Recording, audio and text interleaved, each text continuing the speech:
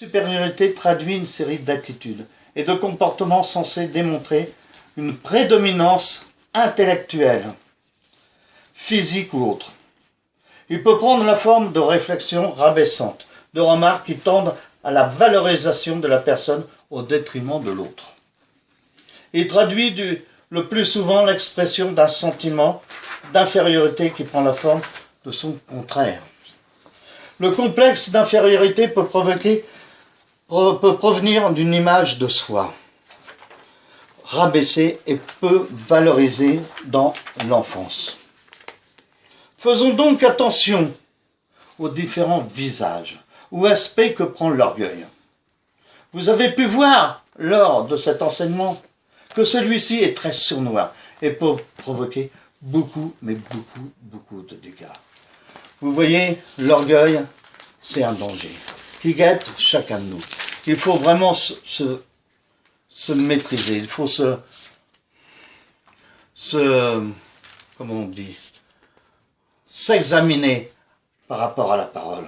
Dire, Seigneur, tu es là, montre-moi le chemin, rectifie-moi. Et quand un homme plus âgé, on a la correction, on a le respect de l'écouter, parce qu'il a un vécu.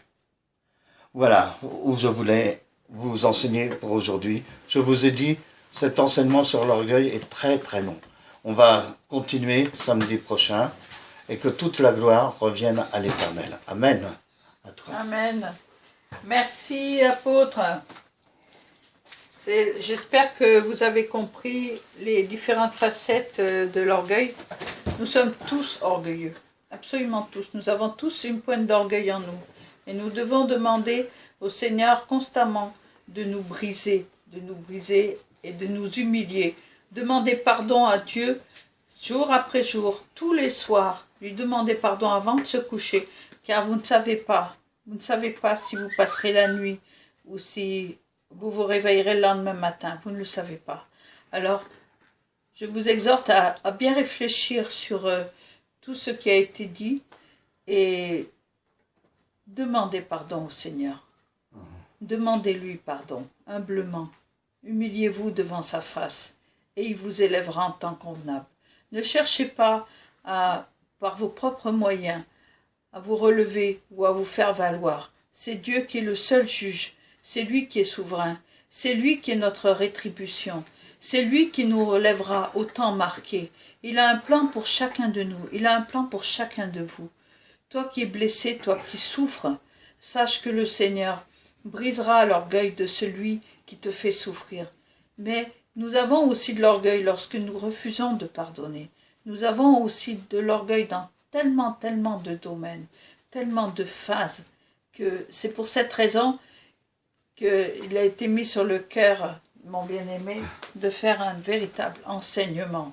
C'est vrai qu'il a bien souvent la tête baissée parce qu'il lit ses notes, parce qu'il veut qu'aucune parole venant de l'Éternel ne soit repoussée, qu'elle soit reniée. Il veut vraiment que ce soit un enseignement complet afin que chacun de nous, chacun de vous puisse comprendre et puisse s'humilier devant la face de Dieu.